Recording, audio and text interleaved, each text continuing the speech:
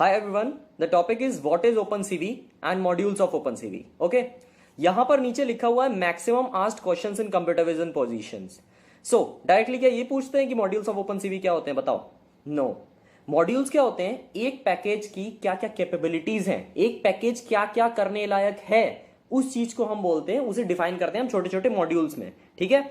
सो अभी हम पढ़ते हैं पहले ओपनसीवी क्या चीज है. ध्यान से पढ़ना इस चीज को, बहुत ही स्ट्रिक्टली इससे क्वेश्चंस पूछ लिए जाते हैं क्योंकि उन्हें चाहिए कि आपको डीप नॉलेज हो कि कंप्यूटर विजन होता क्या है. ठीक है. नाउ यहां पर लिखा है ओपनसीवी इज ओपन सोर्स. एक ओपन सोर्स प्रोग्रामिंग लाइब्रेरी है. ओपन सीवी एक ओपन सोर्स प्रोग्रामिंग लाइब्रेरी है जिसमें कुछ ऐसे फंक्शंस डिफाइंड हैं जो कि हम यूज करके real time computer vision applications बना सकते हैं. समझ रहे हो ना. हमें कोई भी कंप्यूटर विजन की एप्लीकेशन बनानी है, उसमें अगर ओपन सीवी की कैपेबिलिटीज लग रही हैं तो हम उसे ओपन सीवी को यूज कर सकते हैं. अब सबसे पहली बात, इस डेफिनेशन पे आने से पहले मैं चाहूंगा आप इसे लाइसेंस जाने. किसी भी पैकेज, किसी भी लाइब्रेरी का बहुत इंपॉर्टेंट चीज है, किसी भी पैकेज, किसी भी लाइब्रेरी का लाइसेंस क्या होता है, the ways you can alter it. आप उसे किस तरीके से चेंज कर सकते हो, किस तरीके से रिडिस्ट्रीब्यूट कर सकते हो, किस तरीके से यूज कर सकते हो, कहां कहां यूज कर सकते हो, ये सारी चीजें किसमें लिखी होती हैं, लाइसेंस में.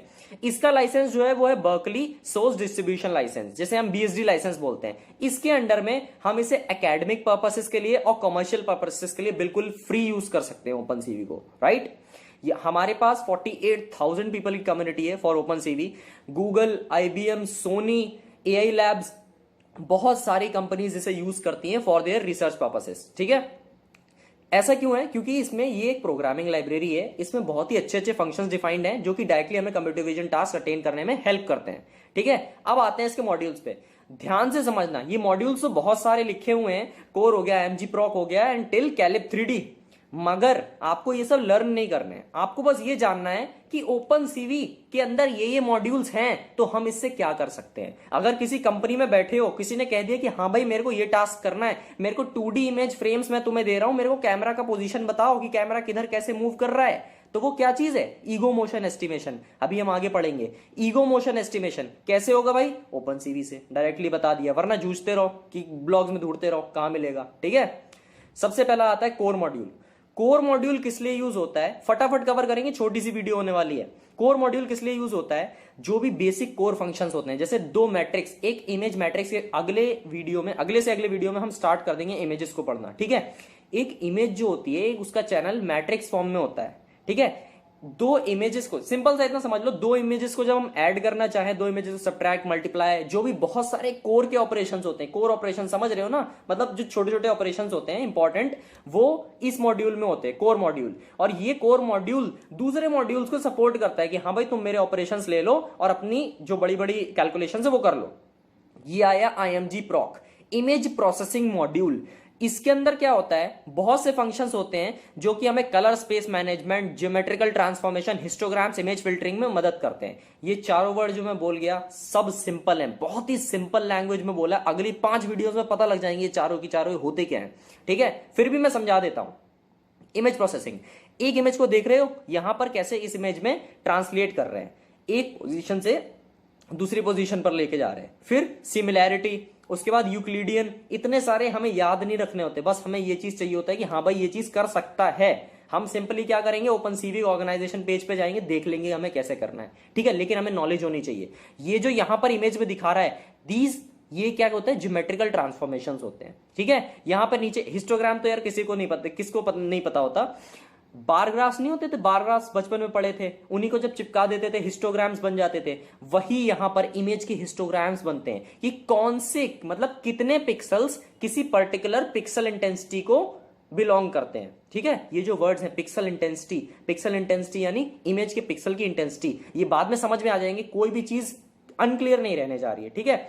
कितने पिक्सल्स एक इमेज में पर्टिकुलर रंग के हैं, बस इतना भी समझ लो. कितने पिक्सल्स एक इमेज में पर्टिकुलर रंग के, अगर एक इमेज है 100 बाय 100 की, तो उसमें 1000 पिक्सल्स इस रंग के हैं, 1200 पिक्सल्स इस रंग के हैं. ये चीज हिस्टोग्राम में स्टोर होती है. ठीक है. ये सारे ऑपरेशंस. उसके बाद इमेज फिल्टरिंग, इमेज को ब्लर करना, इमेज को ब्राइटन कर देना, उसके बाद इमेज में और भी गॉसियन ब्लरिंग लगा देना, इमेज में से एजेस निकाल लेना, ये सारी चीजें इमेज प्रोसेसिंग मॉड्यूल में होती है. ठीक है. DNN बहुत ही इंपॉर्टेंट मॉड्यूल होता है. DNN मॉड्यूल जो होता है ये सबसे ज्यादा यूज होता है जब हमें किसी भी सीरियलाइज्ड नेटवर्क मॉडल को लोड करना हो, ठीक है। सबसे ज्यादा यूज इसका यही होता है, ठीक है। अभी इसे हम आगे करते हैं। ML, machine learning. Now machine learning का जो मॉड्यूल होता है वो बेसिकली हमें 3 टास्क के लिए यूज अप होता है। एक तो regression task, second is clustering task and third is classification. Regression क्या हो गया, किन्हीं भी 2 वेरिएबल्स, एक वेरिएबल है मेरा x, उसके थोड़े डेटा पॉइंट्स है मेरे पास, एक वेरिएबल है मेरा y, उसके थोड़े डेटा पॉइंट्स है मेरे पास। उन दोनों डेटा पॉइंट्स के बीच में रिलेशन निकालना, मतलब एक लाइन ड्रॉ कर देना, ठीक है, कि ये इससे इतने दूर है, ये इससे दूर है, ये इस पे ऐसे डिपेंड कर रहा है, ठीक है, y x पे कैसे डिपेंड कर रहा है, वो चीज हम रिग्रेशन से पता लगाते हैं। ये ml नहीं पढ़ा रहा हूं मैं यहां पर, बस आपको इसलिए बता रहा हूं कि आपको पता लग जाए कि होता क्या है, ठीक है। क्लस्टरिंग, क्लस्टरिंग क्या होगा, एक मेला है, उसमें भीड़ है, उसमें जरा जरा से लोग क्या बनाते हैं, पैचेस बना लेते हैं, एक जगह इकट्ठा होकर बात करने लगे, एक जगह इकट्ठा होने की बात करने लग पड़े, तो वो क्या है, क्लस्टर्स हैं छोटे छोटे। अब एक इमेज, आप सामने इमेज देख रहे हो और मेरी इमेज देख रहे हो, अगर इसमें हम पिक्सल्स के क्लस्टर बनाए तो क्या हो जाएगा, मान लो कि इस इमेज को हमने डिस्टॉर्ट कर दिया एक एरे में, उसके बाद ये एरे के पिक्सल वैल्यूज हमने लिए, मान लो पिक्सल वैल्यू आपको पता ही नहीं क्या होता है, आप सिर्फ कलर्स देखो, ऑरेंज कलर है, ग्रीन कलर है, व्हाइट कलर है, स्किन कलर है और ब्लैक कलर है, ठीक है। अब यहां पर क्लस्टर्स कितने बन गए, ऑरेंज का एक, स्किन का एक, काले का एक, सफेद का एक। समझ गए ना क्लस्टरिंग क्या होती है, मतलब डेटा पॉइंट्स के सेंटर्स हम डिफाइन कर देते हैं जिनके पास कंसंट्रेटेड होते हैं डेटा पॉइंट्स। क्लासिफिकेशन सिंपली कुत्ता बिल्ली बता देना कि क्या चीज है क्या चीज नहीं है, ठीक है, बहुत नॉर्मल नेव लैंग्वेज में बता रहा हूं, ठीक है ना। अब ये देखो यहां पर एक क्लस्टरिंग का एग्जांपल दे रखा है, सिंपल सा एग्जांपल है। जो पहली इमेज है वो ओरिजिनल इमेज है। ओरिजिनल इमेज में क्या है कि बहुत सारे कलर्स होंगे, अभी तो मैंने आपको 5 ही कलर्स बता दिए, लेकिन मेरी स्किन आप देख रहे हो कहीं पे डार्क है, कहीं पे कम है, कहीं पे पिंपल्स है, कहीं पर कुछ है, हाथों में यहां पर लाइट है, यहां पर डार्क है, तो अलग अलग क्लस्टर्स बनते हैं। अब यहां पर क्लस्टरिंग, यहां पर कौन सी क्लस्टरिंग लग रही है, के मीन्स, इसे हम आगे पढ़ लेंगे, लेकिन अब अभी के लिए देखो, जब हम क्लस्टर्स कम करते जाते हैं, यानी हम क्या कर रहे हैं, जो दूसरे जैसे जो डार्क स्किन वाले पैच है उन्हें भी क्या कहा कि चलो भाई लाइट में मूव हो जाओ, यहां पर जगह छोड़ दो, तो डार्क स्किन वाले कहां चले गए, लाइट में चले गए। क्लस्टर हमने क्या कर दिया, कम कर दिया। अगर हम जैसे जैसे क्लस्टर कम करते जाते हैं उतने ही कलर्स जो हैं कम होते जाते हैं इमेज में, समझ लो इस चीज को, ठीक है। ये आ जाता है वीडियो मॉड्यूल। वीडियो मॉड्यूल से क्या होता है, बहुत ही ज्यादा इंपॉर्टेंट मॉड्यूल है, वीडियो एनालिसिस के लिए यूज होता है। जब भी हम किसी इमेज में से या फिर वीडियो में से बैकग्राउंड सब्ट्रैक्शन यूज करते हैं, मोशन एस्टिमेट करने की कोशिश करते हैं, या फिर ऑब्जेक्ट ट्रैकिंग एल्गोरिथम्स लगाते हैं, तब हम वीडियो मॉड्यूल यूज करते हैं, ठीक है। यहां पर देखो क्या हो रहा है, यहां पर हमारे पास एक सिंपल सी स्टैटिक इमेज थी, बैकग्राउंड मॉडल, उसके बाद हमारे पास करंट फ्रेम, जब वीडियो में नाव आ गई अंदर, करंट फ्रेम यानी एक वीडियो में मैंने आपको बताया था बहुत सारी इमेजेस होती है, एक इमेज को हम क्या बोलते हैं, करंट फ्रेम, ठीक है। अभी का जो फ्रेम है, अभी की जो इमेज है, वो इमेज आई, हमने बैकग्राउंड मॉडल से कंपेयर करी, ये बीच में ऑपरेशंस हैं, ये जो माइनस और ये मगरमच्छ का मुंह वाला साइन है ना, इनका हम एक्चुअल मतलब समझेंगे जब हम बिटवाइज ऑपरेशंस पढ़ेंगे, जल्दी पढ़ने वाले हैं, पहली 10 वीडियो में इसे क्लियर करके छोड़ दूंगा मैं, ठीक है। नाउ अब इससे आगे आ गया फोरग्राउंड मास्क। मास्क क्या होता है, एक बाइनरी इमेज होती है, या तो जिसमें व्हाइट हो सकते हैं पिक्सल, या तो उसमें ब्लैक हो सकते हैं पिक्सल। उसने बता दिया कि हाँ भाई यहाँ पर मास्क वो है, नाव है, यहाँ का रीजन नाव डिपेक्ट करता है, बाकी तुम उड़ा दो, ठीक है, that is known as background subtraction, ठीक है। उसके बाद ये आ गया ब्लर, वो ब्लू और ग्रीन गेंद जो है उन्हें ट्रैक कर रहे हैं हम, कि भाई गेंदों को अगर मूव कर रहे हैं तो कैमरा कैसे, कैमरा को कलर थोड़ा ना समझ में आता है, कैमरा को ये नहीं समझ में आएगा कि ये ब्लू है ग्रीन, उसे पिक्सल वैल्यूज समझ में आती हैं, ठीक है। हम पिक्सल वैल्यूज कैसे ट्रैक करा रहे हैं, कलर्स कैसे ट्रैक करा रहे हैं। उसके बाद आता है हाई जीयूआई। ओके, जब आप ओपन सीवी रन करते हो आपको बहुत सी चीजें ऐसी होती हैं, जैसे इमेज दिखानी है, उसके लिए अलग से थोड़ा ना कोड करोगे यार, कि कहते हैं एक इमेज बनाओ, उसके बाद उसे प्रेजेंट करो, सिस्टम से इंटरेक्ट करो। एक वीडियो है, उसे गेट करना, उसे चलानी है अगर, तो उसके लिए भी नहीं दिखाओगे। ट्रैक बार्स होगा, ट्रैक बार क्या होते हैं, ऐसा होता है ना एक स्लाइडर सा, ऐसे 0 से 100 तक होता है, फिर वो तो मतलब कितना भी कर लो, 0 से 300 कर लो, 400 500 1000 कर लो, लेकिन ट्रैक बार्स होते हैं ऐसे, ठीक है। अभी ये ट्रैक बार्स वगैरह बनाने के लिए हम क्या यूज करते हैं, ये हाई जीयूआई मॉड्यूल यूज करते हैं, ठीक है। उसके बाद आ गया हमारा फीचर स्टूडी। फीचर क्या होता है, एक इमेज में, ये भी हम बाद में पढ़ेंगे, लेकिन अभी मैं सिर्फ मॉड्यूल्स पढ़ा रहा हूं, तो ध्यान से सुन लेना इस चीज को। फीचर्स क्या होते हैं, एक इमेज में जो भी इंटरेस्टिंग पॉइंट होता है, मेरे बाल हैं उसके कोनों कोनों पर देखो इंटरेस्टिंग आ गया, मेरा चश्मा इंटरेस्टिंग, मेरी आंखें इंटरेस्टिंग, नोज के साइड के पॉइंट्स इंटरेस्टिंग, लिप्स के साइड के पॉइंट इंटरेस्टिंग, ये जो भी कॉर्नर्स होते हैं, जहां जहां पर एजेस चेंज होती हैं, ग्रेडियंट्स चेंज होते हैं, ये पॉइंट्स क्या होते हैं, इंटरेस्टिंग होते हैं, ठीक है। इन्हें हम बोलते हैं 2D फीचर्स। अब ये देखो इमेज में तुम्हें दिख रहा है ना कि 2D फीचर्स क्या चीज है, यहां पर आ रहा है कि जितने भी इंटरेस्टिंग पॉइंट्स थे छोटे छोटे करके मार्क कर दिए उसने, और वो सब एक किसमें, एक डेटा स्ट्रक्चर में उसने स्टोर कर लिया कि हाँ भाई ये हमारे पास फीचर्स हैं, अगर हमें इस इमेज को ट्रैक करना हुआ तो हम इन फीचर्स की मदद से कर लेंगे। इसके बाद आ जाता है फ्लैन मॉड्यूल, बहुत ही ज्यादा इंपॉर्टेंट मॉड्यूल है। फ्लैन मॉड्यूल, फीचर्स जो आए हैं, मान लो तुम्हारे पास एक इमेज है, हम उसमें से फीचर्स निकाल लिए, ध्यान से समझना, एक टास्क समझा रहा हूं तुम्हें।